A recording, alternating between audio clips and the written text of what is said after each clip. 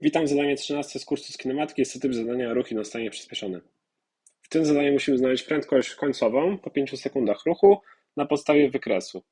Mamy do dyspozycji dane, która jest droga, czyli to jest 200 metrów,